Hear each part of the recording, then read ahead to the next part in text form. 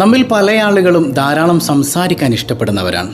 നമ്മുടെയൊക്കെ സംസാരത്തിൻ്റെ ഇടയിലെ ഒരു വാക്ക് കടന്നു വന്നാൽ നമ്മൾ എന്താണോ പറയുന്നത് അത് നടക്കും. അതുപോലെ നമുക്ക് ദീർഘായുസ് ലഭിച്ചേക്കും. അള്ളാഹുവിൻ്റെ തൃപ്തിക്ക് ആ ഒരു വാക്ക് കാരണമാകും. ആ വാക്ക് എങ്ങനെ പറയണം, എപ്പോൾ പറയണം, അതെന്താണ്, എങ്ങനെ പറഞ്ഞാലാണ് പ്രതിഫലം ലഭിക്കുക, ഇത്തരം കാര്യങ്ങളൊക്കെ നമ്മളിന്ന് വിശദീകരിക്കുകയാണ്. അള്ളാഹു വേണ്ടത് വേണ്ടവണ്ണം ഉപയോഗിക്കാൻ തൗഫീക്ക് നൽകുമാറാകട്ടെ. അസ്സലാമു അലൈക്കും വറഹ്മത്തുള്ളാഹി വബറകാതുഹു. എന്തൊക്കെയുണ്ട് എല്ലാവരുടെയും വിശേഷം? സന്തോഷമല്ലേ? ഇവിടെ പുഞ്ചിരിച്ചുകൊണ്ടൊരു അൽഹംദുലില്ലാ പറഞ്ഞേ. അൽഹംദുലില്ലാഹി റബ്ബിൽ ആലമീൻ. അല്ലാഹു റബ്ബുൽ ആലമീൻ മനോഹരമായൊരു പ്രഭാതവും ഹൃദ്യമായ ഒരു ദിവസവും സമ്മാനമായി തന്ന് നമ്മെ അനുഗ്രഹിക്കുമാറാകട്ടെ. സുബ്ഹ നിസ്കാരമൊക്കെ കഴിഞ്ഞിട്ട് ഏറെ ഹൃദ്യമായൊരു സദസ്സിൽ ഇൽമിൻ്റെ പൂന്തോപ്പിൽ നമ്മളിങ്ങനെ ഇരിക്കുകയാണ്. ഇൽമിൻ്റെ പൂന്തോട്ടം അത് സ്വർഗത്തിലേതാണെന്ന് പരിശുദ്ധ മുഹമ്മദ് മുസ്തഫ സല്ലല്ലാഹു അലൈഹി വസല്ലം. ഒരുപാട് ആളുകൾ പലവിധ സങ്കടങ്ങൾ പറഞ്ഞു ദുആ വസിയ്യത്ത് ചെയ്തിട്ടുണ്ട്. എല്ലാ സങ്കടങ്ങളും നീക്കി കാരുണ്യവാനായ റബ്ബ് സമാധാനം നൽകി അനുഗ്രഹിക്കുമാറാകട്ടെ. അവൻ്റെ സംതൃപ്തി ലഭിക്കുന്ന മുഅ്മിനുകളിൽ നാം ഏവരെയും ഉൾപ്പെടുത്തി അള്ളാഹു അനുഗ്രഹിക്കുമാറാകട്ടെ. അപ്പോൾ ഇന്ന് നമ്മൾ പറയുന്നത് ഒരു മനോഹരമായ വിഷയമാണ്. മനോഹരമായ വിഷയം എന്ന് വെറുതെ പറഞ്ഞാൽ പോരാ, ഒരൊറ്റ വാക്കിനെ കുറിച്ചാണ്. ഈ വാക്ക് പറഞ്ഞാൽ നമ്മൾ ഉദ്ദേശിക്കുന്ന കാര്യം അള്ളാഹു നടത്തിത്തരും. അതുപോലെ നമുക്ക് ദീർഘായുസ് ലഭിക്കാൻ ചിലപ്പോൾ അത് കാരണമായേക്കും. അള്ളാഹിൻ്റെ തൃപ്തി നമുക്ക് കിട്ടും. ഏതാണ് ആ വാക്ക്? അതാണ് ഞാൻ ആദ്യം പറഞ്ഞത്. നമ്മൾ സംസാരിക്കുന്നവരല്ല, ഒരുപാട് സംസാരിക്കുന്നവരാണ് നമ്മിൽ പല ആളുകളും. അല്ല, കുറച്ച് സംസാരിക്കുന്നവരാണെങ്കിൽ പോലും ഈ ഒരു വാക്ക് പലപ്പോഴും കടന്നു വരാറുണ്ട്, പക്ഷേ ചിലപ്പോൾ കടന്നു വരാറില്ല. ഏതാണ് ആ വാക്ക്? ആ വാക്ക് നിങ്ങളൊക്കെ അറിയുമ്പോൾ ഞെട്ടും. ഇതാണോ ഉസ്താദ്, ഇതിപ്പോൾ ഞങ്ങൾക്ക് അറിയുന്നതാണെന്ന് പറയും അല്ലേ? ഏതാണ് ആ വാക്ക്? അത് ഇൻഷാ അല്ലാ എന്ന വാക്കാണ്. പിന്നെ ഇൻഷാ അല്ലാ പറഞ്ഞ ദീർഘായുസ് കിട്ടുമോ? ഇൻഷാ അല്ലാ പറഞ്ഞ കാര്യം നടക്കുമോ? ഇൻഷാ അല്ലാ പറഞ്ഞ അള്ളാഹിൻ്റെ തൃപ്തി കിട്ടുമോ? കിട്ടും. ഇതാരാ പറഞ്ഞു തരുന്നത്? സയ്യിദുനാ റസൂലുള്ളാഹി സ്വല്ലല്ലാഹു അലൈഹി വസല്ലമ തങ്ങളുടെ ഹദീസുകളിൽ നിന്ന്, സ്വാലിഹീങ്ങളുടെ കൗലുകളിൽ നിന്ന് വ്യക്തമായ കാര്യമാണ്. പക്ഷേ ഇൻഷാ അല്ലാ എങ്ങനെ പറയണം, എപ്പോൾ പറയണം, എന്തുദ്ദേശത്തിൽ പറയണം, ഇൻഷാ അല്ലായുടെ പ്രാക്ടിക്കൽ തലം എന്താണ്, അതൊക്കെ നമ്മൾ ഇന്ന് പഠിച്ചിട്ട് കൃത്യമായിട്ട് പറഞ്ഞു നോക്കിയേ നമുക്ക് അള്ളാഹു ദീർഘായുസ് വരെ തരും. അള്ളാഹു തൗഫീക്ക് നൽകുമാറാകട്ടെ. ഹബീബായ സല്ലല്ലാഹു അലൈഹി വസല്ലമ തങ്ങളുടെ ധാരാളം ഹദീസുകൾ ഈ വിഷയത്തിൽ നമുക്ക് കാണാമല്ലേ? അതുപോലെ സ്വാലിഹീങ്ങളുടെ അഖ്വാലുകൾ. അള്ളാഹു അതൊക്കെ മനസ്സിലാക്കാൻ തൗഫീക്ക് നൽകട്ടെ.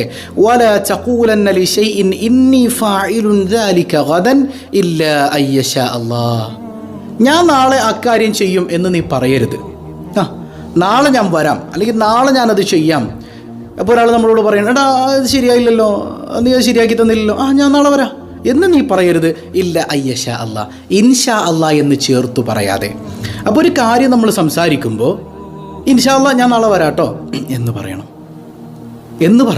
അപ്പോൾ നാളെ നമ്മൾ ഒരു ചെയ്യാൻ പോകുന്ന ഒരു കാര്യം നമ്മൾ പറയുമ്പോൾ, എടാ നീ പൈസ തന്നില്ലല്ലോ, ഇൻഷാ അല്ലാഹ് ഞാൻ തരാട്ടോ, ഇൻഷാ അല്ലാഹ് ഞാൻ തരാം. എടാ ഞാൻ തരാം എന്നല്ല, ഇൻഷാ അല്ലാഹ് ഞാൻ തരാം. കണ്ടോ? എടി നീ എൻ്റെ ആ ഡ്രസ്സ് വാങ്ങിക്കൊണ്ടുപോയിട്ട് നീ എനിക്കിതുവരെ തിരിച്ചു തന്നില്ലല്ലോ, എടി ഞാൻ തരാട്ടാ എന്നല്ല, എടി ഞാൻ തരാം ഇൻഷാ അല്ലാഹ്. കണ്ടോ? അങ്ങനെ ഏത് വിഷയത്തിലും ഇൻഷാ അല്ലാഹ് കയറി വരട്ടെ. അങ്ങനെ ഇൻഷാ അല്ലാഹ് വന്നാൽ വലിയ ഗുണമാണെന്നാണ്. ഇല്ലെങ്കിൽ എന്ത് പറ്റുമെന്ന് വെച്ചാൽ ചിലപ്പോൾ നമ്മൾ മരിച്ചു പോയേക്കാം. എടി ഞാൻ വരാം എന്ന് പറഞ്ഞൊരു മനുഷ്യൻ ചിലപ്പോൾ എന്ത് ചെയ്യും? നാളെ വരാം എന്ന് പറഞ്ഞാൽ അയാൾ ഇന്ന് മരിച്ചു പോയി എന്ന് വെക്കുക. അല്ലെങ്കിൽ ഇൻഷാ അല്ലാഹ് പറഞ്ഞില്ല, പക്ഷെ നാളെയായി ഇവൻ എന്തോ ഒരു കാരണം കൊണ്ട് പോകാൻ പറ്റിയില്ല. അപ്പോൾ ഇവൻ പറഞ്ഞത് കളവായി മാറി അല്ലേ? ഇപ്പോൾ നമ്മളിപ്പോൾ ഒരു സ്ത്രീകളോട് ഞാൻ പറയട്ടെ, നിങ്ങളൊരു കൂട്ടുകാരി പറയണം, എടി നീ എൻ്റെ ഇന്ന് വാങ്ങിക്കൊണ്ടായ സാധനമില്ല, എനിക്ക് നാളെ തിരിച്ചു തന്നോട്ടോ, എടി ഞാൻ നാളെ തന്നെ കൊണ്ടുവരാം, എടി ഞാൻ നാളെ തന്നെ കൊണ്ടുവരാം. ഇൻഷാ അല്ലാഹ് പറഞ്ഞോ? ഇൻഷാ അല്ലാഹ് പറഞ്ഞില്ല, ഇന്ന് രാത്രി ആയപ്പോൾ മരിച്ചുപോയി എന്ന് വെക്കുക. അള്ളാഹു നമുക്കൊക്കെ ദീർഘായുസ് തരട്ടെ. അതുപോലെ തന്നെ അല്ലെങ്കിൽ ഇൻഷാ അല്ലാഹ് പറയാൻ പറ്റാത്തത് കൊണ്ട് എന്ത് സംഭവിച്ചു എന്ന് വെച്ചാൽ അവൾക്കത് കൊടുക്കാൻ പറ്റിയില്ല എന്ന് വെക്കാം. ഒരു എക്സാമ്പിൾ, കൊടുക്കാൻ പറ്റിയില്ല, വേറെന്തോ ഒരു തിരക്കിൽ അവൾ പെട്ടുപോയി. അപ്പോൾ നാളെ വരും എന്ന് പ്രതീക്ഷിച്ചിരിക്കുന്ന അവളുടെ മുമ്പിൽ നമ്മൾ ആരായി? കളവ് പറഞ്ഞ ആളായി മാറി. ഇൻഷാ അല്ലാഹ് പറഞ്ഞിരുന്നുവെങ്കിലോ അവിടെ ഒരു എക്സ്ക്യൂസ് ഉണ്ട് നമുക്ക്. അള്ളാഹ് ഉദ്ദേശിച്ചാൽ എന്നൊരു എക്സ്ക്യൂസ് ഉണ്ട്. എന്തോ ഒരു കാരണം കൊണ്ട് അവൾക്ക് വരാൻ കഴിഞ്ഞിട്ടില്ല, സാരല്ല, അവൾ അടുത്ത ദിവസം കൊണ്ടുവരായിരിക്കുമെന്ന് ഈ മനുഷ്യൻ ചിന്തിച്ചേക്കാം. അപ്പോൾ അതൊരു കളവായി മാറുന്നില്ല എന്നതൊരു യാഥാർത്ഥ്യമാണ് നമ്മൾ മനസ്സിലാക്കണം. ഇൻഷാ അല്ലാഹ് പറഞ്ഞാലുള്ള ഗുണം എന്താ? ഹൈറായ ഒരു കാര്യമാണെങ്കിൽ അള്ളാഹു അത് നടത്തി തന്നേക്കാം. അതുപോലെ ചിലപ്പോൾ എടി ഞാൻ അടുത്ത ആഴ്ച തരാം, ഇൻഷാ അല്ലാ എന്നൊരാൾ പറഞ്ഞു എന്ന് വെക്കുക. ചിലപ്പോൾ ഇന്ന് മരിക്കേണ്ട ആളായിരിക്കും. അള്ളാഹു റബ്ബുൽ ആലമീൻ ഇങ്ങനെ ചിന്തിക്കുകയാണ്, എന്നെ ചേർത്താണല്ലോ ആ പറഞ്ഞത്, നല്ലൊരു ഹൈറായ കാര്യമാണല്ലോ എന്ന് കരുതി പടച്ചവൻ ചിലപ്പോൾ നമുക്ക് ആ ഇൻഷാ അല്ലാ പൂർത്തീകരിക്കുന്നതുമായി ബന്ധപ്പെട്ട് ദീർഘായുസ് തന്നേക്കാം. ഇന്ന് മരിക്കുന്ന ഒരാളെ ചിലപ്പോൾ അടുത്ത കൊല്ലം ഞാനത് റെഡിയാക്കി തരാമെന്ന് പറഞ്ഞതിൻ്റെ പേരിൽ, ഇൻഷാ അല്ലാ പറഞ്ഞതിൻ്റെ പേരിൽ ഒരു കൊല്ലം കൂടെ ആയുസ് കൊടുത്തേക്കാം. ഇങ്ങനെയൊക്കെ സ്വാലിഹ്യങ്ങൾ പറഞ്ഞതായിട്ട് നമുക്ക് ഗ്രന്ഥങ്ങളിൽ കാണാം. അപ്പോൾ ഇൻഷാ അല്ലാ കൊണ്ട് നമുക്ക് ദീർഘായുസ് ലഭിക്കും, നമ്മുടെ കാര്യങ്ങൾ നടക്കും എന്നുള്ളതാണ് യാഥാർത്ഥ്യം. ഹബീബായ സല്ലല്ലാഹു അലൈഹി വസല്ലം തങ്ങൾ പറയുന്നുണ്ട്, ഇന്ന മിൻ തമാമി ഈമാനിൽ അബ്ദ്, ഒരു മനുഷ്യൻ്റെ ഈമാനിൻ്റെ പൂർണ്ണത എന്ന് പറയുന്നത് അയ്യസ്തത്നിയ ഫീ കുല്ലി ഹദീസിൻ, സംസാരങ്ങളിൽ മുഴുവൻ ഇൻഷാ അല്ലാ കടന്നു വരലാണ്. ഒരു കാര്യം ചെയ്യാൻ പോകുന്നൊരു കാര്യത്തെക്കുറിച്ച് പറയുമ്പോഴൊക്കെ ഇൻഷാ അല്ലാ പറയുന്നവൻ്റെ ആ മനുഷ്യൻ്റെ ഈമാൻ ഇങ്ങനെ പൂർത്തീകരണത്തിലേക്ക് എത്തും എന്നാണ്. അപ്പോൾ അള്ളാൻ്റെ തൃപ്തി ലഭിക്കും. ഈമാൻ പൂർണ്ണമായി കഴിഞ്ഞാൽ പിന്നെ അള്ളാൻ്റെ തൃപ്തി ഉണ്ടെന്ന് ഉറപ്പല്ലേ? ആർക്കത് ലഭിക്കുക? ഇൻഷാ അല്ലാ പതിവായി കടന്നു വരുന്നവരിലേക്കാണ്. ഇൻഷാ അല്ലാ പറയുമ്പോൾ ഒരു സമ്മതിക്കൽ കൂടെയാണ്. എനിക്ക് കഴിവില്ല, അതായത് എൻ്റെ കയ്യിൽ പൈസ ഉണ്ട്, നാളെ ഞാനൊരു കാറ് വാങ്ങിക്കും ഇൻഷാ അല്ലാ എന്ന് പറയണം. കാരണം എന്താ, എൻ്റെ കയ്യിൽ പൈസ ഉണ്ട്, ഞാൻ പോയി കാറ് വാങ്ങിയാൽ മതി, അവിടെ ഇൻഷാ അല്ലാക്ക് എന്താ റോള്? അങ്ങനെ ചിന്തിക്കരുത്. അല്ലാഹ് തന്നതാണ് ആ പൈസ ഒരു സെക്കൻഡ് പോലും ഇല്ലാതെ നശിപ്പിച്ച് കളയാൻ ആർക്ക് പറ്റും? അല്ലാഹു റബ്ബുൽ ആലമീന് പറ്റും. അതുകൊണ്ട് തന്നെ എല്ലാ കഴിവും എൻ്റെ റബ്ബിനാണെന്നുള്ളൊരു ബോധ്യത്തിൽ നിന്നിട്ടായിരിക്കണം നമ്മൾ എന്ത് പറയേണ്ടത്? ഇൻഷാ അല്ലാ അവൻ ഉദ്ദേശിച്ചാൽ എനിക്ക് ചെയ്യാൻ പറ്റും എന്നുള്ളതാണ്. ഇവിടെ കുറേ തെറ്റിദ്ധാരണകൾ കടന്നു വരാറുണ്ട്. ചില ആളുകൾ പറയും, ഇൻഷാ അല്ലാഹ് 6 മാസത്തെ കാലാവധിയാണ്. യാ അല്ലാഹ്, അങ്ങനെ ഒരു കാലാവധി നിങ്ങൾക്ക് ആരാണ് പഠിപ്പിച്ചു തന്നത്? അത് ഏറ്റവും വലിയ മണ്ടത്തരാണ്. ഇൻഷാ അല്ലാഹ് അങ്ങനെ ഒരു കാലാവധിയൊന്നുമില്ല. ഇൻഷാ അല്ലാഹ് അള്ളാഹുവിലേക്ക് ചേർത്ത് പറയുന്നതാണ്. അതുകൊണ്ട് തന്നെ 6 മാസമൊന്നും നമ്മൾ തീയതി നിശ്ചയിക്കരുത്. അതുപോലെ തന്നെ ചില ആളുകളുണ്ട്, ഉറപ്പായി ഒരു കാര്യം, എടി നീ വരുമോ? ഉറപ്പായിട്ട് ഞാൻ വരും ഇൻഷാ അല്ലാഹ്. കണ്ടില്ലേ അവളൊന്നും ഉണയെ പറയണത്, അവൾ വരൂല, കണ്ടില്ലേ ഇൻഷാ അല്ലാഹ് പറഞ്ഞിട്ടില്ലേ? ഒന്ന് ആലോചിച്ച് നോക്കി നമ്മൾ. പിന്നെ നമുക്ക് എന്ത് ചെയ്തു, എടി സത്യമായിട്ടും ഞാൻ വരും എന്ന് പറഞ്ഞാലേ നമുക്ക് ഒരു സമാധാനം കിട്ടുള്ളൂ. കാരണം ഇൻഷാ അല്ലാഹ് പറയുമ്പോൾ നുണ പറയണതായിട്ട് നമുക്ക് ഫീൽ ചെയ്യാം. അനാവശ്യ കാര്യങ്ങളിൽ എപ്പോഴും ഇങ്ങനെ സത്യം ചെയ്യുന്നവരായി മാറാൻ പാടില്ല എന്നാണ് നമ്മൾ. ഇൻഷാ അല്ലാഹ് പറയും, ഇൻഷാ അല്ലാഹ് പറയേണ്ട യഥാർത്ഥത്തിൽ അവിടെ, എടി ഞാൻ നാളെ വരും ഇൻഷാ അല്ലാഹ്. മനസ്സിലായോ? ആ ഇൻഷാ അല്ലാഹ് പറയുമ്പോൾ തന്നെ നമുക്കൊരു തോന്നലാണ്, അവൾ വരാൻ സാധ്യതയില്ല കേട്ടാ, അവൾ ഇൻഷാ അല്ലാഹ് എന്ന് പറഞ്ഞിട്ടില്ലേ? അത് മുഅ്മിനിൻ്റെ സ്വഭാവമാണ്. ഇനി നമ്മൾ മറന്നുപോയി നോക്കുക, ഒരു കാര്യം പറഞ്ഞു, എടി ഞാൻ നാളെ വരാം കേട്ടോ, അല്ലെങ്കിൽ ഞാൻ അടുത്ത കൊല്ലം ഈ ഒരു ഡേറ്റിൽ ഞാൻ വരാം എന്നൊരു നമ്മളൊരു പ്രോഗ്രാം ഫിക്സ് ചെയ്തു, അതിന് വേണ്ടിയിട്ട് നമ്മൾ റെഡിയാക്കണം. അല്ലെങ്കിൽ അടുത്ത കൊല്ലം ഇത്ര സമയത്ത് ഞാൻ ഈ പൈസ തിരിച്ചു തരാം ഇൻഷാ അല്ലാഹ് പറയാൻ മറന്നുപോയി. ഇബ്നു അബ്ബാസ് റളിയല്ലാഹു അൻഹു പറയുന്നുണ്ട്, ഒരു കൊല്ലം കഴിഞ്ഞിട്ടാണ് നിങ്ങൾ ആ വിഷയം ഓർക്കുന്നതെങ്കിലും മനസ്സറിഞ്ഞ് പറയണം ഇൻഷാ അല്ലാഹ്. കണ്ടോ? അപ്പോൾ ഇൻഷാ അല്ലാഹ് പറയാൻ മറന്നുപോയി എന്നുള്ളൊരു ടെൻഷൻ വേണ്ട. നമുക്ക് ഓർമ്മ വരുന്ന ഘട്ടത്തിലും ഇൻഷാ അല്ലാഹ് പറയാമെന്ന് മഹാനായ അബ്ദുല്ലാഹി ഇബ്നു അബ്ബാസ് റളിയല്ലാഹു അൻഹു പറയാണ്. ഇൻഷാ അല്ലാഹ് ഭയങ്കര സംഭവമാണ്. ഒരു ഹദീസിൽ കാണാം, പുണ്യനബി തങ്ങൾ പറയാൻ, സുലൈമാൻ നബിക്ക് 100 ഭാര്യമാരുണ്ടായിരുന്നു. എത്ര ഉണ്ടായിരുന്നു? എൻ്റെ പൊന്നുസ്താദെ, ഒന്നിനെ കൊണ്ട് തന്നെ ഇവിടെ സഹിക്കാൻ പറ്റണില്ല എന്നാണ് അല്ലേ? നബിമാരുടെ ഭാര്യമാരാണ്. നമ്മുടെ ശരീരത്തിൽ മാക്സിമം 4ആണ്. ഈ മാക്സിമം 4 എന്ന് പറഞ്ഞാൽ 4 പോയി കെട്ടണമെന്നൊന്നും അല്ല കേട്ടോ അതിൻ്റെ അർത്ഥം. ഒരു ഭാര്യയിൽ കവിഞ്ഞ് രണ്ടാമതൊരു ഭാര്യ വേണമെന്നുണ്ടെങ്കിൽ അതിന് ഒരുപാട് കടമ്പകൾ കിടക്കണം. ചില മനുഷ്യന്മാർ 1-ാം ഭാര്യയെപ്പോലും നോക്കാതെ, അവരെ കഷ്ടപ്പെടുത്തി, അവരെ തിരിഞ്ഞു നോക്കാതെ, അവരെ കുത്തുവാക്കുകൾ പറഞ്ഞ് നാട്ടുകാരുടെ മുമ്പിൽ അവരെ നാണം കെടുത്തി, ഭാര്യയും മക്കളെയും തനിച്ചാക്കി ഒരു സുഖത്തിന് വേണ്ടി മറ്റു സ്ത്രീകളിലേക്ക് ചെല്ലുന്ന ഒരുപാട് ആളുകൾ. അള്ളാഹു എല്ലാവർക്കും ബോധം കൊടുക്കട്ടെ. ഹബീബായ സല്ലല്ലാഹു അലൈഹി വസല്ലം തങ്ങളെ വിവാഹം കഴിച്ചത് അള്ളാഹുവിൻ്റെ കൽപ്പനയുടെ ഭാഗമായിട്ടാണ്. അവിടെ ഒരുപാട് കാരണങ്ങളുണ്ട്. മനസ്സിലാവുന്നുണ്ടോ? അവിടെയൊക്കെ നമ്മൾ ആ ഒരു കാര്യത്തിൽ മാത്രം മാതൃക കാണുന്ന കുറേ മനുഷ്യന്മാർ ബാക്കി എല്ലാ തോന്നിവാസവും ചെയ്യും. ഹബീബായ തങ്ങൾ നമ്മളല്ലല്ലോ. മനസ്സിലായി? നബി തങ്ങളെപ്പോലെ ഒരു മനുഷ്യനുമില്ല. ഹബീബായ സല്ലല്ലാഹു അലൈഹി വസല്ലം തങ്ങൾ ചോദിക്കുന്നുണ്ട്, അയ്യുക്കും മിസ്ലി, എന്നെപ്പോലെ നിങ്ങളിൽ ആരാ? അതുകൊണ്ട് തന്നെ അതിൽ നമ്മൾ വല്ലാതെ ഇറങ്ങി ചിന്തിക്കേണ്ട കാര്യമില്ല. നമ്മളെപ്പോലെയല്ല മുത്തുനബി തങ്ങൾ സല്ലല്ലാഹു അലൈഹി വസല്ലം. അവിടെ നിന്ന് അസാധാരണ മനുഷ്യനാണ്, പക്ഷേ അസാധാരണ മനുഷ്യനാണ്. യാ അല്ലാഹ്, നമുക്ക് മനസ്സിലാക്കാൻ തൗഫീക്ക് നൽകട്ടെ. അപ്പോൾ സുലൈമാൻ നബി അലൈഹി സ്വലാം, അത് പഴയ ശരീഅത്താണ്. സുലൈമാൻ നബിയുടെ കാലത്ത് അങ്ങനെ പറ്റുമായിരുന്നു, നമ്മുടെ ശരീഅത്തിൽ അത് പറ്റൂല. മനസ്സിലായോ? അപ്പോൾ 100 ഭാര്യമാരുണ്ടായിരുന്നു. ഒരിക്കലും ഒരു ദൃഢപ്രതിജ്ഞ ചെയ്യാണ് സുലൈമാൻ നബി അലൈഹി സ്വലാം, ഞാൻ ഇന്ന് രാത്രി 100 ഭാര്യമാരുടെ അടുക്കലും പോവും കുടുംബബന്ധം പുലർത്താനായിട്ട്. കാരണം നബിമാർക്ക് അങ്ങനെ ഒരു ശക്തി അല്ലാഹു തആല കൊടുത്തിട്ടുണ്ട്. അത് മുഅ്മിനീങ്ങൾക്ക് സ്വർഗ്ഗത്തിൽ ആ ശക്തി ലഭിക്കുമെന്ന ഹദീസുകളിൽ കാണാം. ദുനിയാവിൽ ആ ശക്തി ലഭിക്കില്ല. കാരണം ഒരു ഭാര്യയെ സമീപിക്കുമ്പോൾ തന്നെ ഒരു മനുഷ്യൻ, സാധാരണ മനുഷ്യൻ തളരാൻ സാധ്യത ഏറെയാണ്. പക്ഷെ ഇവിടെ സുലൈമാൻ നബി അലൈഹി സ്വലാമിൻ്റെ പ്രതിജ്ഞ എന്താണ്? പടച്ചവനെ, ഞാൻ ഇന്ന് രാത്രി തന്നെ 100 ഭാര്യമാരെ സമീപിക്കും, എനിക്ക് 100 ആൺകുട്ടികൾ വേണം, അള്ളാഹുവിൻ്റെ മാർഗത്തിൽ ജിഹാദ് ചെയ്യുന്ന നല്ല ചുണക്കുട്ടികളായ 100 ആൺപിള്ളേർ വേണം, അതുകൊണ്ട് ഞാൻ ഇന്ന് രാത്രി സമീപിക്കും. അടിപൊളി. സമീപിച്ചു. ഭാര്യമാർ 99 ആളുകളും ഗർഭിണിയായില്ല, ഒരാൾ മാത്രം ഗർഭിണിയായി. പ്രസവിച്ചത് ചാപിള്ളയാണ്, കുഞ്ഞിന് ജീവനുമില്ല. ഒരു നബിയാണ്, പ്രതിജ്ഞ ചെയ്തതാണ്, സംഭവിക്കേണ്ടതാണ്. എന്തുകൊണ്ട് സംഭവിച്ചില്ല? 99 ആളും ഗർഭിണി പോലും ആയില്ല, ഒരാൾ ഗർഭിണിയായി പ്രസവിച്ചത് ചാപിള്ളയാണ്. എന്തായിരിക്കും കാരണം? ഹബീബായ സല്ലല്ലാഹു അലൈഹി വസല്ലം തങ്ങൾ പറഞ്ഞു, അന്നെങ്ങാനും സുലൈമാൻ ഇൻഷാ അല്ലാഹ് എന്ന് പറഞ്ഞിരുന്നെങ്കിൽ 100 ഭാര്യമാരും ഗർഭിണിയായനെ, 100 ഭാര്യമാരും പ്രസവിക്കുകയും ചെയ്തേനെ, 100 ഭാര്യമാർക്കും ആമ്പിള്ളേർ ജനിച്ചേനെ, ആ ആമ്പിള്ളേർ മുഴുവൻ അള്ളാഹിൻ്റെ മാർഗത്തിൽ യോദ്ധാക്കളുമായേനെ. എന്ത് മറന്നു സുലൈമാൻ അലൈഹി സ്വലാം? ഇൻഷാ അല്ലാഹ് മറന്നു. സയ്യിദുനാ റസൂലുള്ളാഹ് സ്വഹീഹ് ഹദീസാണ് സല്ലല്ലാഹു അലൈഹി വസല്ലം. മൂപ്പരെന്തേ ആദ്യം പറഞ്ഞോളൂ, ഞാൻ ഇന്ന് രാത്രി എൻ്റെ 100 ഭാര്യയെ സമീപിക്കും, എനിക്ക് അള്ളാഹിൻ്റെ മാർഗത്തിൽ എന്ന് പറഞ്ഞാൽ പോലും അവിടെ ഒരു ഇൻഷാ അല്ലാഹ് പറയണം, ഇൻഷാ അല്ലാഹ് പറയണം. കണ്ടോ? ഇപ്പം ഇൻഷാ അല്ലാഹയുടെ പ്രത്യേകത അതാണ്. പണ്ടൊരു അനുഭവസ്ഥര് ചില കഥകൾ പറയാറുണ്ട്. ഞാനൊക്കെ ഒരു കാരണവന്മാർ പറഞ്ഞിങ്ങനെ കേട്ടൊരു സംഭവമുണ്ട്. ഒരാൾ ഒരു കടയിലേക്ക്, മാർക്കറ്റിലേക്ക് പോവാണ്. അപ്പോൾ ഒരാൾ കണ്ട വഴിയിൽ ചോദിച്ചു, എവിടെ അങ്ങോട്ട് പോവാണ്? മാർക്കറ്റിൽ പോവാണ്. എന്തിനാ പോകുന്നത്? ഞാൻ ഒരു കഴുതേനെ മേടിക്കാൻ പോവാണ്. കാരണം ഈ ലോഡൊക്കെ ചുമക്കാനേ. അപ്പോൾ ഇൻഷാ അല്ലാഹ് പറയാത്തത് എന്താണ്? ഞാൻ കഴുതയെ വാങ്ങാൻ പോവാണ് ഇൻഷാ അല്ലാഹ് എന്ന് പറയാത്തത് എന്താണെന്ന് ചോദിച്ചു. ഇൻഷാ അല്ലാഹ് ഇപ്പം എന്തിനാ പറയണേ? ഞാൻ ഇന്നലെ പോയി കഴുതേനെ നോക്കി വെച്ചിട്ടുണ്ട്, എൻ്റെ കയ്യിലാണെങ്കിൽ പൈസ ഉണ്ട്, അങ്ങോട്ട് പോയാൽ മതി എന്നാണ്. അങ്ങനെ ഇയാൾ ഇന്നലെ നോക്കി വെച്ച കഴുതേനെയൊക്കെ നോക്കാൻ വേണ്ടി മാർക്കറ്റിലേക്ക് പോയി. മാർക്കറ്റിൽ ചെന്നു, കഴുതേനെ കണ്ടു, പൈസ ഉറപ്പിച്ചു. പോക്കറ്റ് തപ്പി നോക്കുമ്പോൾ പൈസ കാണാനില്ല, പോക്കറ്റ് അടിച്ചിട്ടുണ്ട്. പോക്കറ്റ് അടിച്ചിട്ടുണ്ട്. അവിടെ മുതൽ ആദ്യമാണ് ഇൻഷാ അല്ലാഹ് പറഞ്ഞില്ലല്ലോ, ഇൻഷാ അല്ലാഹ് പറഞ്ഞു. അപ്പോൾ തിരിച്ചു വരികയാണ് ഇങ്ങനെ. അപ്പോൾ ഒരാൾ ചോദിച്ചു, എവിടെ നിന്ന് വരികയാണ്? ഞാൻ മാർക്കറ്റിൽ നിന്ന് വരികയാണ് ഇൻഷാ അല്ലാഹ്. എന്തിനു പോയതാണ്? കഴുതേനെ വാങ്ങാൻ പോയതാണ് ഇൻഷാ അല്ലാഹ്. എന്ത് പറ്റി? പോക്കറ്റ് അടിച്ചു ഇൻഷാ അല്ലാഹ്. പിന്നെ അങ്ങോട്ട് ഇൻഷാ അല്ലാഹ് കൊണ്ട് ഭ്രാന്തായി പോയി എന്നാണ്. അങ്ങനെ കണ്ടോ? അപ്പം നമ്മൾ പറയേണ്ടടുത്ത് പറയണം, ഇൻഷാ അല്ലാഹു റബ്ബുൽ ആലമീൻ, ഇൻഷാ അല്ലാഹു തആല. അപ്പോൾ പറയേണ്ട കാര്യങ്ങളിൽ ഇതൊരു കേവലം ബറക്കത്തിന് വേണ്ടി പറയുന്നെന്ന് മാത്രമല്ല, ഞാൻ നേരത്തെ പറഞ്ഞില്ല, അള്ളാഹിൻ്റെ കഴിവിനെ സമ്മതിക്കലാണ്. അള്ളാഹ് ഉദ്ദേശിച്ചാലല്ലാതെ ഒന്നും ഇവിടെ സംഭവിക്കില്ല. അള്ളാഹ് ഉദ്ദേശിച്ചാലല്ലാതെ ഒന്നും സംഭവിക്കില്ല. പിന്നെ ഇൻഷാ അല്ലാഹ് പറയുന്നുണ്ടുള്ളൊരു ഗുണം എന്താണെന്ന് വെച്ചാൽ, ഹൈറാണെങ്കിൽ അത് നടക്കും. എൻ്റെ മകളുടെ വിവാഹമാണ്, ഇൻഷാ അല്ലാഹ് ഹൈറാണെങ്കിൽ അള്ളാഹു അത് നടത്തി തരും. ഹൈറാണ്. ആ പറയേണ്ടതിനൊരു രീതി ഉണ്ട്, അത് ഞാൻ പറഞ്ഞുതരാം. അപ്പോൾ ഇൻഷാ അല്ലാഹ് എന്ന് പറഞ്ഞാൽ ഹൈറായാൽ അത് നടക്കും എന്നാണ്.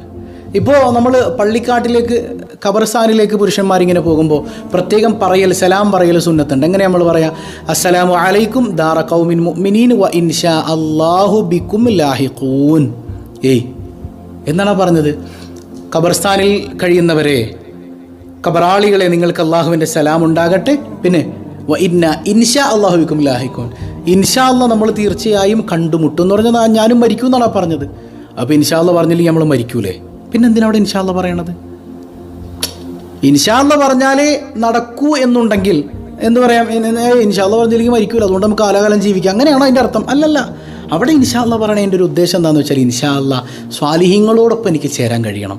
ഇൻഷാ അല്ലാഹ് ആ ഒരു ഇൻഷാ അല്ലാഹ് പറയുന്നതിലൂടെ അള്ളാഹുവിൻ്റെ തൃപ്തിയിലായി നല്ല മരണം സമ്പാദിക്കാൻ എനിക്ക് കഴിയണം. അതാണ് ഖബർസ്ഥാനിൽ പോകുമ്പോൾ വ ഇൻഷാ അല്ലാഹു ബിക്കും ലാഹിഖൂൻ എന്ന് പറയാൻ കാരണം. കണ്ടോ? അപ്പോൾ ഇൻഷാ അല്ലാഹ് നമ്മുടെ ഡെയിലി ലൈഫിൽ കടന്നു വരട്ടെ. ഈ ഒരു പാശ്ചാത്യൻ സംസ്കാരമൊക്കെ നമ്മുടെ ജീവിതത്തിലേക്ക് കടന്നു വന്നപ്പോൾ നമ്മൾ ഇൻഷാ അല്ലാഹ് മറന്നു, മാഷാ അല്ലാഹ് മറന്നു. മാഷാ അല്ലാഹ് മറന്നിട്ടില്ല കേട്ടോ. മാഷാ അല്ലാഹ് നമ്മൾ വേണ്ടാത്തടത്ത് ഉപയോഗിക്കുക. ഏതെങ്കിലുമൊക്കെ ഒരു സേവ് ദ ഡേറ്റ് വീഡിയോ ഏതെങ്കിലും ഒരു പെണ്ണും ആണും കൂടെ ഇങ്ങനെ ചെയ്യുന്നത് കണ്ട് കല്യാണത്തിന് മുമ്പ് ഇങ്ങനെ കെട്ടിപ്പിടിച്ച് നിൽക്കാൻ, എന്നിട്ട് അടിയിൽ ബറക്കല്ലാ, അതിൻ്റെ അടിയിൽ എത്ര മാഷാ അല്ലാഹ് ക്യൂട്ട് കപ്പിൾ, ഓലക്ക തേങ്ങാക്കൊല്ലാണ് ഞാൻ പറയണില്ലേ. ഒന്ന് ആലോചിച്ച് നോക്കിയ മക്കളെ, മാഷാ അല്ലാഹ് ഇൻഷാ അല്ലാഹ് പറഞ്ഞ ശാപം മേടിക്കുന്നവരായി നമ്മൾ മാറരുത്. എൻ്റെ ഈ സ്വഭാവുൽ ഖൈർ കേൾക്കുന്ന ഒരു സഹോദരിയും ഈ കാണുന്ന ഫാമിലി വ്ളോഗുകൾക്കടിയിൽ പോയിട്ട് ഭാര്യമാരും ഒപ്പം നിന്ന് ഈ കാണിക്കുന്ന ഒരു ഇസ്ലാം അനുശാസിക്കാത്ത പല കാര്യങ്ങളുണ്ടല്ലോ, അതിൻ്റെ അടിയിൽ പോയിട്ട് മാഷാ അല്ലാഹ് ഇൻഷാ അല്ലാഹ് കമൻറ്റ് ചെയ്യരുത്. അള്ളാഹ് ശപിക്കും, ഉറപ്പാണ്. അള്ളാഹു കാത്ത് രക്ഷിക്കട്ടെ. നല്ലത് കാണുമ്പോൾ പോയി മാഷാ അല്ലാഹ് പറയണം. നല്ലത് കാണുമ്പോൾ നല്ലതല്ലേ ഉസ്താദേ, അവൻ ആ പെണ്ണിനിങ്ങനെ കൊണ്ടുനടക്കണം നോക്കിയേ, ആ പെണ്ണിൻ്റെ ഡാൻസ് നോക്കിയേ, ഇതിനൊക്കെയാണോ മാഷാ അല്ലാഹ് പറയേണ്ടത്? അള്ളാഹ് തൃപ്തിപ്പെടുന്നത്, അതാണ് നല്ലതുകൊണ്ടുള്ള ഉദ്ദേശം. അല്ലാതെ നിങ്ങളുടെ കാഴ്ചക്ക് നല്ലത് എന്നല്ല, നിങ്ങളുടെ കാഴ്ചക്ക് നല്ലത് എന്നല്ല. അള്ളാഹു തൃപ്തിപ്പെടുന്ന നല്ലത് കണ്ട നിങ്ങൾ മാഷാ അല്ലാഹ് പറയാ. യാ അല്ലാഹ്, ഇത് പറഞ്ഞതിൻ്റെ പേരിൽ ഞാനൊരു വീഡിയോ ചെയ്തു ഈ സോഷ്യൽ മീഡിയയിൽ കിടന്ന് ആഭാസം കാണിക്കുന്ന വ്ളോഗേഴ്സിനെ കുറിച്ച്. അപ്പോൾ ഈ വ്ളോഗർ വ്യാജ ID ഉണ്ടാക്കിയിട്ട് വന്നേക്കാണ് ഇതിൻ്റെ ഇടയിൽ. എന്തിന്? എന്നെ തെറി പറയാൻ. ഒന്ന് ആലോചിക്ക്. ഈ വ്ളോഗർ തന്നെയാണെന്ന് ബോധ്യമുണ്ട്. ഒന്നുമില്ല, നമ്മൾ അത്യാവശ്യം PG വിദ്യാഭ്യാസമൊക്കെ ഉള്ളതല്ലേ. ഏതെങ്കിലുമൊക്കെ ഒരു സാധുക്കളെ പറ്റിക്കണത് പോലെ ഇങ്ങോട്ട് ഇറങ്ങിയിട്ട് കാര്യമുണ്ടോ? ഇതിൻ്റെ ഇടയിൽ വ്യാജ ID ഉണ്ടാക്കി വന്നിട്ട് പച്ച തെറി പറയാ, എന്നിട്ട് പുറത്ത് മാന്യനാവുക. അതൊന്ന് ആലോചിക്കുക. എന്തിന് നിൻ്റെ ഭാര്യയെ നീ പ്രദർശിപ്പിക്കല്ലേ മോനെ, അവളുടെ കൊഞ്ചലും കുഴയിലും നീ കാണിക്കല്ലേ മോനെ, ജനങ്ങളെ അതിൻ്റെ ഇടയിൽ പോയി മാഷാ അള്ളയും ഇൻഷാ അള്ളയും കമൻറ്റ് ചെയ്യല്ലേ, അള്ളാൻ്റെ ശാപം ഇറങ്ങുമെന്ന് പറഞ്ഞപ്പോൾ അവനത് സഹിച്ചില്ല. നിങ്ങൾ പറഞ്ഞു, നിങ്ങൾ വ്യാജ ID-യിലല്ലടോ, നീ നേരിട്ട് തെറി വിളിച്ചാലും നമുക്ക് പ്രശ്നമല്ല, എനിക്ക് പ്രശ്നമല്ല. എന്ത് പ്രശ്നം? ഒരു പ്രശ്നമല്ല. അപ്പം അള്ളാഹു എല്ലാവർക്കും ബോധം കൊടുക്കട്ടെ. പിന്നെ ചില ആളുകളുണ്ട് ഇച്ചിരി മോഡേണൈസേഷൻ്റെ ഭാഗമായിട്ട് നമ്മൾ മുസ്ലിങ്ങൾ തമ്മിൽ കണ്ടാലും ഗുഡ് മോർണിംഗ്. സങ്കടമാണത്. മുസ്ലിങ്ങൾ തമ്മിൽ കണ്ടാൽ അവിടെ കൃത്യമായ അഭിവാദന രീതി മുത്തുനബി തങ്ങൾ പഠിപ്പിച്ചിട്ടില്ലേ? അസ്സലാമു അലൈക്കും വറഹ്മത്തുള്ളാഹി വബറകാതുഹു. അത് പറഞ്ഞു കഴിഞ്ഞിട്ട് നിങ്ങൾ ഗുഡ് മോർണിംഗോ ഗുഡ് ഈവനിങ്ങോ വാറ്റ് എവർ എന്ത് നിങ്ങൾ പറഞ്ഞു. ആദ്യം മുസ്ലിംകൾ തമ്മിൽ കാണുമ്പോൾ സലാം പറയാ. കുറച്ചൊക്കെ നമ്മളൊന്നും മോഡേൺ നമ്മൾ എന്നാലേ ശരിയാവുള്ളൂ എന്നുള്ളതാണ്. അല്ലല്ല, വലില്ലാഹിൽ ഇസ്സത്തു വലി റസൂലിഹി വലിൽ മുഅ്മിനീൻ. ഖുർആൻ പറയുന്നില്ലേ, അള്ളാഹുവിനും റസൂലിനും മുഅ്മിനീങ്ങൾക്കുമാണ് ഇസ്സത്ത് ഉള്ളത്. ഉമർ റളിയല്ലാഹു അൻഹു പറഞ്ഞില്ലേ, നമുക്ക് ഇസ്ലാം ഒരു ഇസ്സത്തില്ലാതായി തോന്നുന്ന ഒരു കാലഘട്ടം വന്നാൽ നമ്മളെ പടച്ചോനങ്ങ് തരം താഴ്ത്തി കളയും. അതല്ലേ ഇപ്പോൾ പണ്ട് നിങ്ങൾ ആലോചിച്ച് നോക്ക്. പണ്ടൊന്നും മഫ്തയൊക്കെ റോൾ ചെയ്ത് നമുക്കിങ്ങനെ നിഖാബൊക്കെ ധരിച്ച് സുന്ദരിയായിട്ട് നമ്മുടെ ഭാര്യമാരൊക്കെ പുറത്തു പോയത്. ഇന്നിപ്പോൾ തട്ടനൊന്ന് തലമറച്ച് തട്ടം ധരിച്ചാൽ തന്നെ ഒരു കുറവാണ് ചില ആളുകൾക്ക്. ഇച്ചിരി ഇങ്ങനെ കിടക്കണം, അല്ലെങ്കിൽ ഒന്ന് കഴുത്തിലേക്കിട്ട് ഇങ്ങനെ അങ്ങോട്ട് വലിച്ചെറിയണം. തലയൊക്കെ ഇങ്ങനെ മുടിയൊക്കെ ഇങ്ങനെ പാറിപ്പടന്ന് ഇങ്ങനെ നടക്കണം. എന്നിട്ട് കാണുമ്പോൾ അസ്സലാമു അലൈക്കും മാഷാ അല്ലാ ഇൻഷാ അല്ലാ. എന്നാ ആലോചിച്ച് നോക്കി, ഇത്ര മോശം. ഇതൊക്കെ ഒരു അഭിമാനമായിട്ട് കരുതുന്ന പെങ്ങളെ നിന്നെ തരം താഴ്ത്തി കളയും അള്ളാഹു എന്ന് സയ്യിദുനാ ഉമർ ഇബ്നുൽ ഖത്താബ് റളിയല്ലാഹു അൻഹു. ഇൻഷാ അല്ലാഹു മാഷാ അല്ലാഹു ഒന്നും കുറവുണ്ടാവില്ല. കാണിക്കണ കോലം അത് പേക്കോലായിരിക്കും. അല്ലാഹ് വലിയ അദാബല്ലേ, അള്ളാഹു കാത്തു രക്ഷിക്കുമാറാകട്ടെ. അപ്പോൾ ഇൻഷാ അല്ലാഹ് പറയാം, മാഷാ അല്ലാഹ് ഒക്കെ പറയണം. അപ്പോൾ ഇൻഷാ അല്ലാഹ് മാഷാ അല്ലാഹ് ഒക്കെ പറയുമ്പോൾ ഞാൻ പറഞ്ഞു എങ്ങനെ പറയണം, പ്രാക്ടിക്കലൈസ് ചെയ്യണം. ഇൻഷാ അല്ലാഹയുടെ ഗുണം നമുക്ക് ലഭിക്കണമെങ്കിൽ പ്രാക്ടിക്കലാക്കണം. എങ്ങനെ പ്രാക്ടിക്കലാവുക? ഇൻഷാ അല്ലാഹ് പറഞ്ഞിട്ട് തോന്നിയവാസം ചെയ്താൽ ആ ഇൻഷാ അല്ലാഹ് കൊണ്ട് ഉപകാരമില്ല. ഇപ്പോൾ ഒരു എക്സാമ്പിൾ, നമ്മളൊരു കല്യാണം വിളിക്കാൻ പോകണം, മോളുടെ കല്യാണമാണ്. ഇപ്പോൾ ഒരാളെ കല്യാണം വിളിച്ചു. അപ്പോൾ എടാ വരുന്ന 25-ാം തീയതി മകളുടെ കല്യാണമാണ് ഇൻഷാ അല്ലാഹ് എന്ന് നമ്മൾ പറഞ്ഞു. എന്നിട്ട് ആ കല്യാണം എന്താണ് നമ്മൾ പറഞ്ഞിട്ടുണ്ട്, കല്യാണം മുത്തുനബി സല്ലല്ലാഹു അലൈഹി വസല്ലം തങ്ങളുടെ സുന്നത്താണ്. ആ കല്യാണം ആ സുന്നത്താണെന്നുള്ള ബോധ്യമില്ലാതെ എല്ലാ തോന്നിയവാസങ്ങളും മഞ്ഞയും പച്ചയും നീലയൊക്കെ മുക്കി എല്ലാ ആണും പെണ്ണും മിക്സായിട്ടുള്ള ഹറാമായ രീതി അവിടെ ആ കല്യാണത്തിൽ നടന്നിട്ടുണ്ടെങ്കിൽ ആ ഇൻഷാ അല്ലാഹ് ഫലം ചെയ്തിട്ടില്ല. ആ ഇൻഷാ അല്ലാഹ് കൊണ്ട് നിങ്ങൾക്ക് ഗുണം ലഭിക്കില്ല. ആ നിക്കാഹ് അല്ലാഹു വലിച്ചെറിയും. അള്ളാഹുവിൻ്റെ ശാപം ആ നിക്കാഹിൽ ഇറങ്ങും എന്നുള്ളത് യാഥാർത്ഥ്യമാണ്. മനസ്സിലായോ? ഈ ഇൻഷാ അല്ലാഹ് മാഷാ അല്ലാഹ് നമ്മൾ വെറുതെ ഇങ്ങോട്ട് അടിക്കൂലേ, സംഭവം ഭയങ്കര രസമാണ്, കൂലിയിട്ടു എന്ന് എഴുതിയിട്ട് നമ്മൾ പറയണത്. പറയണ്ടെന്നല്ല, നല്ലതിന് പറയണം. പറഞ്ഞാലത് ഫലവത്താകുകയും വേണം. ഒരാൾ കച്ചവടം തുടങ്ങാണ്, ഇൻഷാ അല്ലാഹ് ഇന്ന് ഉസ്താദേ ഞാനിന്ന് പുതിയൊരു ഷോപ്പ് തുടങ്ങുകയാണ്, ഇൻഷാ അല്ലാഹ് ഉസ്താദൊന്ന് ദുആ ചെയ്ത് തരണം. ഇൻഷാ അല്ലാഹ് ഉസ്താദ് പോയി ദുആ ചെയ്ത് കൊടുത്തു. ഉസ്താദിൻ്റെ പരിപാടി കഴിഞ്ഞു. കാരണം ഉസ്താദ് ഇൻഷാ അല്ലാഹ് പറഞ്ഞു, ചെന്നു ദുആ ചെയ്തു, ഉസ്താദിൻ്റെ പരിപാടി കഴിഞ്ഞു. ഇയാൾ ഇൻഷാ അല്ലാഹ് എന്ന് പറഞ്ഞ് കട തുടങ്ങാണ്. കട തുടങ്ങിയിട്ട് മുഴുവൻ തട്ടിപ്പാണ്, ജനങ്ങളെ പറ്റിക്കുകയാണ്, വില കൂട്ടി വിൽക്കുകയാണ്, ജനങ്ങളെ ചതിക്കുകയാണ്, നല്ല പ്രോഡക്ട്സ് കൊടുക്കാതെ. അയാളുടെ ഇൻഷാ അല്ലാഹ് ഫലം ചെയ്തിട്ടില്ല. ഇൻഷാ അല്ലാഹ് കൊണ്ട് ഗുണം ലഭിക്കാതെ ശാപം ലഭിക്കുന്നവർ. പ്രത്യേകിച്ച് കല്യാണ വിഷയത്തിൽ ഒരുപാട് ഇത് കാണാറുണ്ട്. കല്യാണം വിളിക്കാൻ വരുമ്പോഴൊക്കെ നമ്മൾ ആദ്യം പറയണത് ഇൻഷാ അല്ലാഹ് ഇത്ര ഡേറ്റിലാണ് നമ്മൾ ഫിക്സ് ചെയ്തിട്ടുള്ളത്, എന്നിട്ട് കാണിക്കണത് ഇൻഷാ അല്ലാഹ് പറ്റിയ പരിപാടിയാണോ?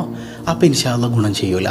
അപ്പോൾ ഇൻഷാ അല്ലാഹ് പറയുമ്പോൾ അത് ഏത് കാര്യത്തിനാണോ പറയുന്നത് ആ കാര്യം പ്രാക്ടിക്കൽ തലത്തിലേക്ക് വരുമ്പോഴാണ് ഇൻഷാ അല്ലാഹ് കൊണ്ട് നമുക്ക് ഗുണം ഉണ്ടാകണത്. ക്ലിയറായോ? പറഞ്ഞത് മനസ്സിലായോ? അങ്ങനെ ഇൻഷാ അല്ലാഹ് നമ്മൾ പറഞ്ഞാൽ നമ്മൾ പറയുന്ന കാര്യം ഭംഗിയാക്കി നമ്മൾ ഉദ്ദേശിച്ചതിലേറെ മനോഹരാക്കി അള്ളാഹു നടത്തി തരും. ചില പാവപ്പെട്ട മനുഷ്യരുടെ കല്യാണങ്ങൾ കണ്ടിട്ടില്ലേ? കയ്യിലൊന്നുമില്ല. ചിലർ പറയും ഉസ്താദേ 5 പൈസ കയ്യിലില്ല, പ്രതീക്ഷ പടച്ചോനിൽ തവക്കൂലാക്കി നടത്താണ്, ഇൻഷാ അല്ലാഹ് 22-ാം തീയതി മോളുടെ കല്യാണമാണ്. ചെന്ന് നോക്കും, ഹറാമുകളൊന്നുമില്ല, മനോഹരമായിരുന്നു നിക്കാഹും കാര്യങ്ങളൊക്കെ, വേണ്ടാത്ത പേക്കൂത്തുകളൊന്നുമില്ല. കല്യാണം കഴിഞ്ഞിട്ട് നമ്മൾ ചോദിക്കും കടം വല്ലതും ഉണ്ടോ? ഒന്നുമില്ല, അള്ളാൻ്റെ തൗഫീഖ് കൊണ്ട് കടങ്ങളൊന്നുമില്ലാതെ റാഹത്തായിട്ട് നടന്നു. ചിലരങ്ങനെ പറയാറുണ്ട്. ഇപ്പോൾ ഈ സമ്പന്നരായ ആളുകൾ കാണിച്ചു കൂട്ടുന്ന കുറേ പേക്കൂത്തുകൾ കണ്ട് അത് അനുകരിക്കാൻ വേണ്ടി പാവപ്പെട്ട ആളുകൾ ശ്രമിക്കുകയാണ്. ഈ പെണ്ണുറപ്പിക്കാൻ പോകുമ്പോൾ ഈ പിരമിഡ് ഉണ്ടാക്കി വെച്ചേക്കണത് പോലെ മമ്മീനെ കിടത്തിയിട്ട് കുറേ മിഠായി പട്ടികളുമായിട്ട് ഇങ്ങനെ കുറേ ആണും പെണ്ണൊക്കെ ഇങ്ങനെ വരിയായിട്ട് പോവാണ്. പെട്ടെന്ന് ഇങ്ങനെ പോകുന്ന ഒരു വീഡിയോ ഉണ്ടപ്പോൾ ഞാൻ കരുതി പഠിച്ചോനെ മയ്യത്ത് കൊണ്ടുപോകുമ്പോൾ പെണ്ണുങ്ങളൊക്കെ ഇറങ്ങി തുടങ്ങിയോ, പിന്നെ നോക്കുമ്പോണ്ട് മയ്യത്തല്ല കൊണ്ടുപോകണത്, ചെക്കനെ കൊണ്ടുപോകാൻ. അത് ഒരു മയ്യത്തിലും മോശമായൊരവസ്ഥയാണത്. എന്തെല്ലാം പേക്കൂത്തുകളാണ് ഇസ്ലാം. ഇതിൻ്റെ ഇടയിലൊക്കെയാണ് ഈ ഒരു വീഡിയോ ഒക്കെ കണ്ടിട്ട് ചില പെണ്ണുങ്ങൾ അല്ലൊടിയേ മാഷാ അല്ലാ എനിക്കൊന്നും ഇങ്ങനെ കിട്ടിയിട്ടില്ല. എന്തിനാ മോളെ നിനക്ക് അങ്ങനെ കിട്ടിയിട്ട്? നല്ലൊരു ജീവിതം ആഗ്രഹിക്കുക. ഈ ചിലപ്പോൾ നമുക്ക് നല്ല ജീവിതം കിട്ടാത്തതിൻ്റെ ഒരു പ്രധാനപ്പെട്ട കാരണം ഇത്തരം കല്യാണത്തിൽ, സുന്നത്തായ അള്ളാൻ്റെ ഹബീബിൻ്റെ കല്യാണത്തിൽ പേക്കൂത്തുകൾ കടന്നു വന്നതുകൊണ്ടായിരിക്കാം. ഇൻഷാ അല്ലാഹയും മാഷാ അല്ലാഹയൊക്കെ പ്രാക്ടിക്കൽ തലത്തിൽ വരാത്തത് കൊണ്ടായിരിക്കാം. Very danger. അതുകൊണ്ട് സൂക്ഷിക്കുക. അള്ളാഹു സൂക്ഷിക്കാൻ തൗഫീഖ് നൽകി അനുഗ്രഹിക്കുമാറാകട്ടെ.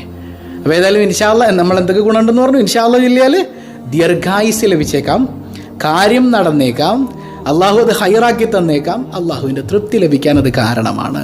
എങ്ങനെ പറയണം? ഈ പറഞ്ഞതുപോലെയൊക്കെ ഇൻഷാ അല്ലാഹ് പറയാൻ നമുക്ക് കഴിയണം. അപ്പോൾ സ്വബാഉൽ ഖൈറിലെ കുടുംബം, സ്വബാഉൽ ഖൈർ കുടുംബത്തിലെ ഓരോ അംഗങ്ങളും ഇനി മുതൽ ഇൻഷാ അല്ലാഹ് പറയുന്നവരാകണം. എങ്ങനെ പറയണം? ഇതുപോലെ പറയുന്നവരാകണം. അള്ളാഹു അതിനൊക്കെ തൗഫീഖ് നൽകട്ടെ.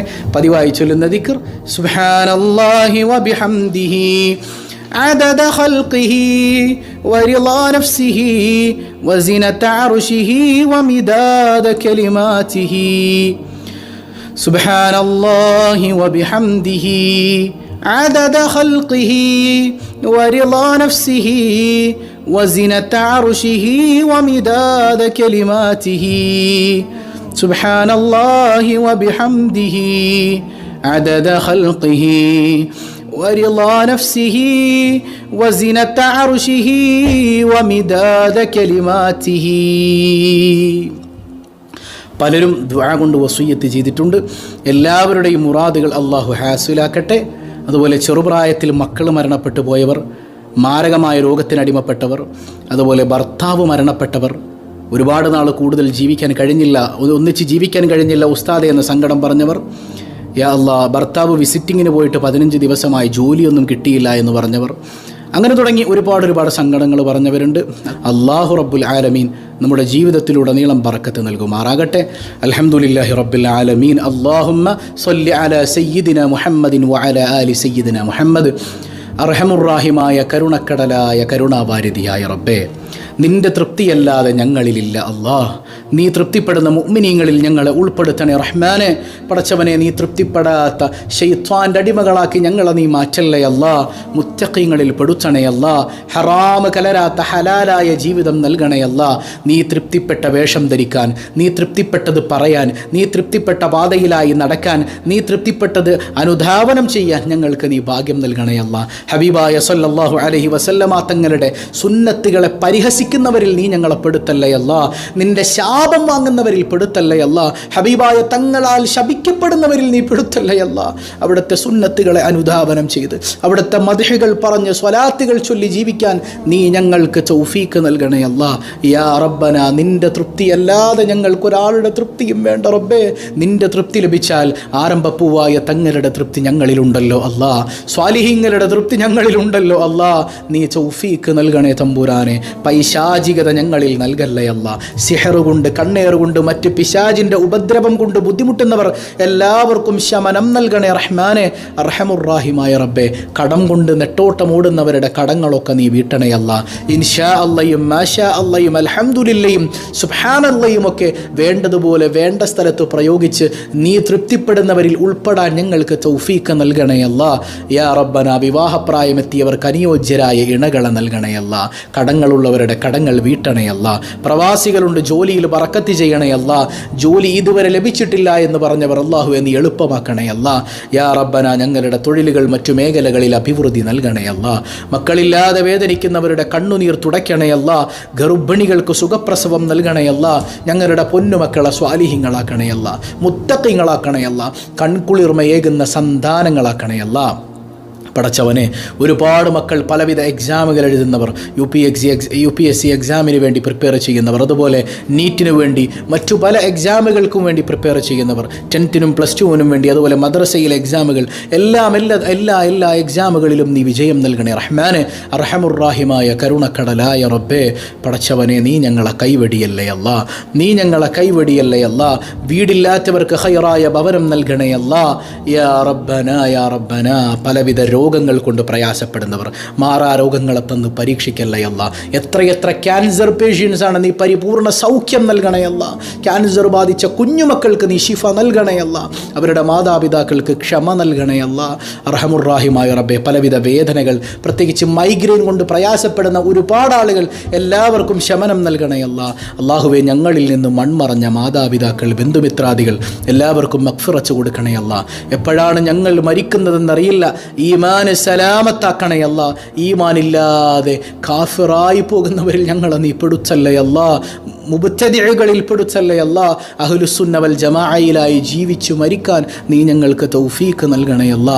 നാളെ പാരത്രിക ലോകത്ത് ആരംഭപ്പൂവായ റസൂലുള്ളാഹി സ്വല്ലല്ലാഹു അലൈഹി വസല്ലമ തങ്ങളോടൊപ്പം ഒരുമിക്കാൻ സ്വബാഹുൽ ഖൈർ കുടുംബത്തിലെ ഓരോരുത്തർക്കും നീ തൗഫീഖ് നൽകണേ അല്ലാ. ബിഹഖി സ്വല്ലല്ലാഹു അലാ മുഹമ്മദ് സ്വല്ലല്ലാഹു അലൈഹി വസല്ലം. സ്വല്ലല്ലാഹു അലാ മുഹമ്മദ് സ്വല്ലല്ലാഹു അലൈഹി വസല്ലം. അല്ലാഹുമ്മ സ്വല്ലി അലാ മുഹമ്മദ് യാ റബ്ബി സ്വല്ലി അലൈഹി വസല്ലം. വസ്സലാമു അലൈക്കും വറഹ്മത്തുള്ളാഹി വബറകാതുഹു.